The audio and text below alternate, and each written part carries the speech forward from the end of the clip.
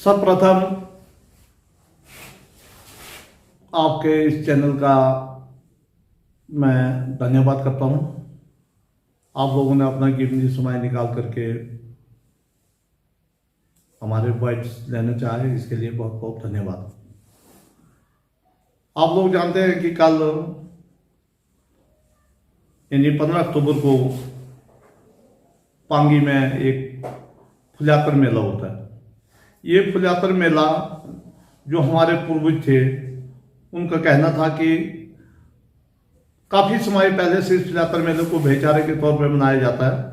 ये इसलिए मनाया जाता है फुल्यातर मेला कि हमारे पांगी घाटी के सब कामकाज 15 अक्टूबर के बाद बंद हो जाते हैं। लोग खेतों का काम, हर चीज़, सब काम पूरा कर के इस मेले तक फ्री हो जाते, ताकि सब इस मेले को अपने भाईचारे के तौर पे ये मेला मनाया जाता है। तो ये मेला पिछले काल 15 अक्टूबर को घाटी में था, जिसमें करयास की प्रजा, कवास की प्रजा, कुफा की प्रजा और किलार की प्रजा, ये 4 प्रजाएं हम कुफा नामक स्थान पे, जहाँ मेला ग्राउंड है, फुल्याटून बोलते हैं, वहाँ एकत्रित होते हैं। तो ये एक पांगी घाटी की परंपरा है। पहले कई साल पहले इस मेले में 9 प्रजाएं आया करती थी, लेकिन धीरे धीरे अब कुछ एक प्रजाएं नहीं आती, जैसे हुनान था, सुराल, तरवास, किरुनी, ये प्रजाएं अब बंद हो चुकी है। अब सिर्फ 4 प्रजाएं आती है और इस मेले को धूमधाम से मनाया जाता है। पिछले काल जैसे ये मेला सुबह आरंभ होता है 9 बजे से, शाम को 5 बजे समापन हो जाता है इस मेले का। 5 बजे के बाद इस मेले को पांगी उत्सव के तौर पे रामलीला ग्राउंड किलार में मनाया जाता है। ये तो एक पारंपरिक है। जब 2009 में 2008 से जब भारतीय जनता पार्टी की सरकार थी, तब माननीय प्रेम कुमार धूमल जी मुख्यमंत्री हुआ करते थे। वह आज हमारे बीच नहीं है। माननीय स्वर्गीय श्री पंडित तुलसीराम जी, वो विधानसभा अध्यक्ष हुआ करते थे। यहाँ पे GR भारती जी अब संयुक्त पांगी हुआ करते थे। तो यहाँ एक जब पांगी में पंडित तुलसीराम जी पधारे, तो हम सब लोगों ने एक आपस में बैठ कर एक यहाँ के जो उस टाइम के जो अधिकारी थे, जिसमें IPS के एसडीओ राकेश जी थे, PW एसडीओ जीत सिंह ठाकुर जी थे, एग्रीकल्चर के राजेंद्र रेडियो थे, और यहाँ के आवासीय आयुक्त थे, STM थे, सब ने मिलकर को पंडित तुलसीराम जी के साथ बैठक की, क्यों ना इस मेले को उत्सव के तौर पे मनाया जाए। तब से ये मेला उत्सव के तौर पे रात को मनाया जाता है।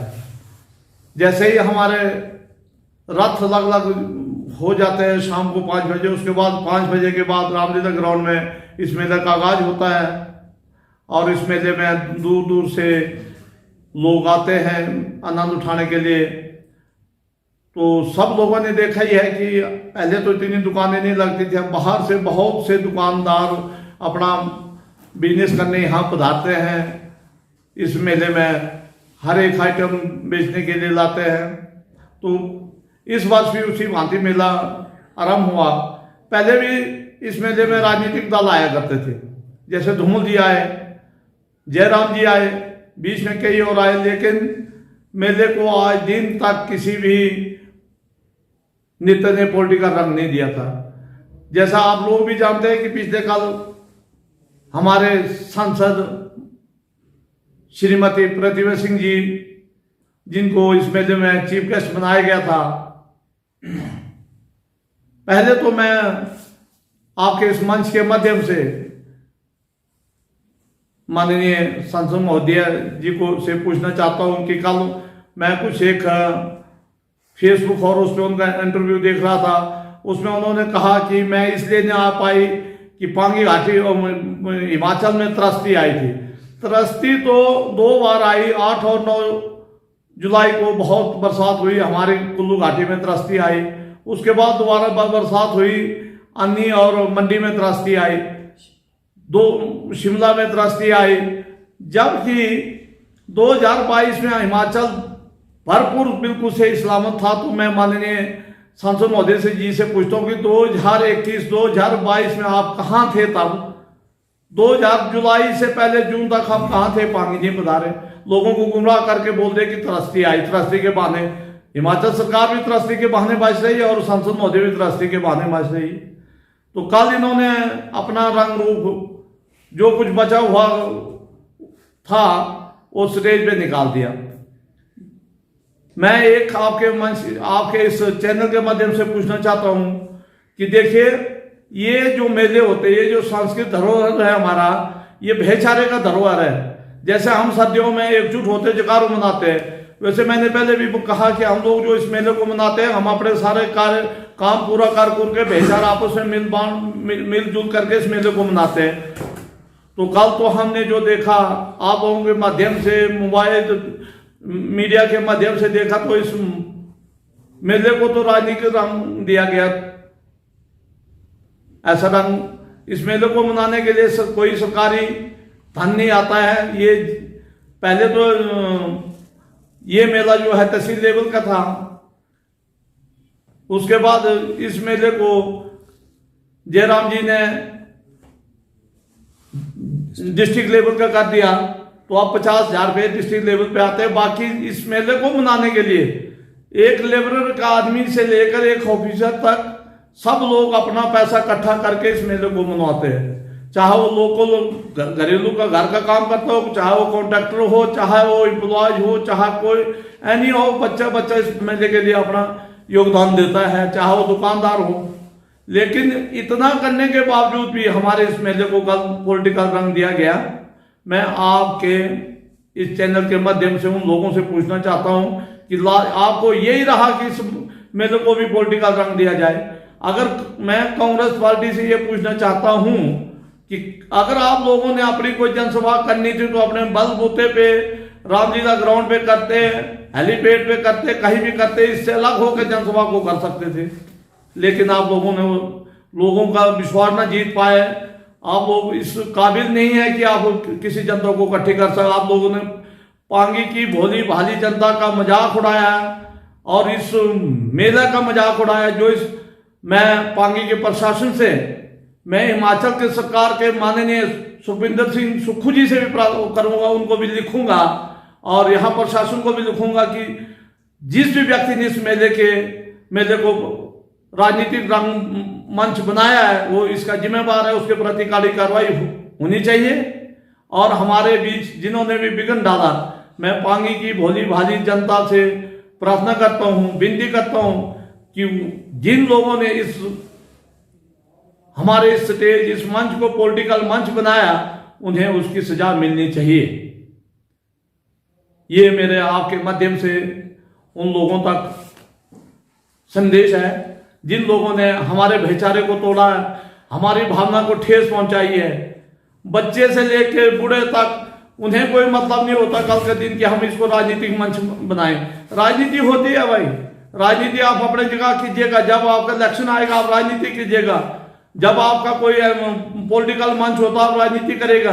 लेकिन हमारी एकता को अखंड करने के लिए, हमारे भाईचारों को लड़ाने के लिए कल ये मंच बनाया गया। जी सर, जैसे भाजपा के ऊपर हमारे हिमाचल प्रदेश कांग्रेस की प्रदेश अध्यक्षा और मंडी सांसद प्रतिभा ने एक आरोप लगाया कि हाल ही में नेता प्रतिपक्ष व पूर्व मुख्यमंत्री जयराम ठाकुर पांगी घाटी के दौरे पर आए थे। उस दौरान जो है भाजपा द्वारा महिलाओं को 20-20 हजार रुपये देने का वादा किया और अपने कार्यक्रम की शोभा बढ़ाने के लिए किलाड़ बुलाया गया था। सर, इस तरह का आरोप जो भाजपा के ऊपर लगाया गया कांग्रेस की ओर से, सर, तो इस पर आप क्या कहना चाहते हैं? सर देखिए, आपके मंच के माध्यम से मैं ये कहना चाहता हूँ, जितनी भी नारी शक्ति महिलाएं इकट्ठी हुई थी 13 तारीख के जयराम जी जब आए थे, हमारे नेता प्रतिपक्ष और माननीय हमारे विधायक महोदय डॉक्टर जनक राज जी, जितनी भी महिलाएं इस ग्राउंड में पधारी थी, पहुंची थी जनसभा को सुनने के लिए, उनमें एक जन आक्रोश अलग सा था, क्योंकि हिमाचल सरकार ने इन महिलाओं के साथ बहुत बड़ा धोखा किया है। उन्होंने कहा कि पहली कैबिनेट में हम हर एक महिला को 1500 रुपये देंगे। ये तो आपको ज्ञात होगा, आप खुद जानते होंगे। हमारे जयराम ठाकुर जी ने भी कहा था मंच के माध्यम से, और गोविंद ठाकुर जी ने भी कहा था मंच के माध्यम से। जैसे उन्होंने हमें तो कुल्लू भाषा आती नहीं, उन्होंने कुल्लू भाषा ही में बोल दिया था कि एक होली तो 1500, 2 होली तो 3000, 3 होली तो 4500, 4 होली तो 6000 ये पैसा देने का वादा किया था। उस जन आक्रोश के ऊपर ये महिलाएं इकट्ठी हुई थी। जैसे कि आपको मालूम है 13 अक्टूबर को जो रैली हुई थी, यहाँ बहुत सारी महिलाएं इकट्ठी हुई, बहुत सारे पुरुष, बहुत जनसैलाब उमड़ के आया। ये सारा जनसैलाब कांग्रेस के प्रति एक जन आक्रोश था। कांग्रेस सरकार ने पांगी घाटी के लोगों के साथ छल कपट किया।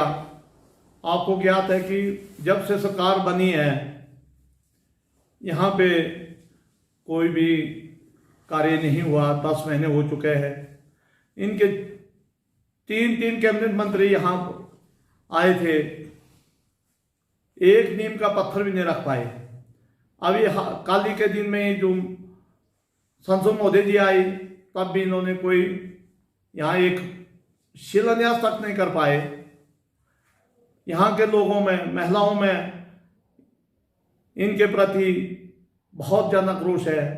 जैसे कि आपने पूछा कि महिलाओं को बुला फुसला के 20-20 हजार रुपये दे के यहाँ बुलाया गया है।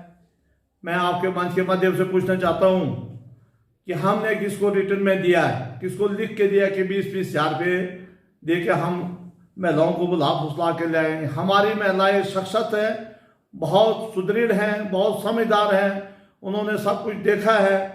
अगर हम लोग, हमारे विधायक है, हम लोग विधायक के सहारे चले हैं, तो ये लोग सरकार के सहारे, अगर हम लोग 20 हजार रुपये देते हैं तो ये कम से कम 50 हजार रुपये दें, तब हम मानते हैं कि आप लोगों ने। लेकिन ये झूठ का पुलिंदा नहीं चलेगा। ये सरासर झूठ इल्जाम लगाते हैं। हर किसी को वैसा आया वैसा आया। इतने में हम किसके पास गए, किस महिला को बोलने के लिए गए कि आपको 20 हजार रुपये देंगे, क्या आइए आप।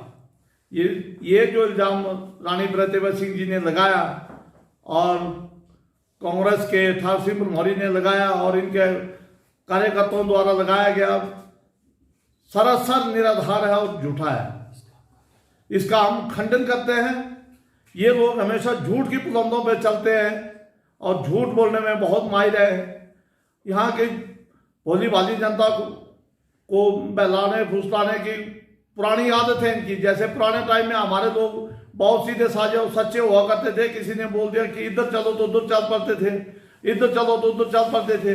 पहले क्या था कि यहाँ बाद में इलेक्शन हुआ करते थे, पहले सरकारें बन जाती थी तो कांग्रेस को वोट देना तो कांग्रेस ही चलती थी, चलो वोट दे दो जी सरकार है उसको। बीजेपी को देना तो बीजेपी को। अब वो टाइम नहीं रहा।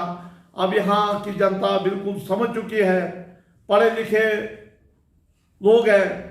आपके चैनल के माध्यम से एक बात और बताना चाहता हूं मैं कि यहाँ बहुत पढ़े लिखे नौजवान साथी आगे आए हैं और बहुत लोग अच्छे पोस्टों पे निकले। हमारे यहाँ के लड़के जो हैं, आप दिल्ली से लेकर भारत सरकार के मंत्रालय से लेकर हिमाचल सरकार के मंत्रालय तक, डिफेंस में हर जगह IAS, IPS, HS हर पोस्ट पे, बैंकिंग लाइन में हमारे पानी के नौजवान साथी अच्छे कार्य कर रहे, निकले, अच्छे पढ़ाई कर रहे। PhD में भी बहुत अच्छे लोग हैं।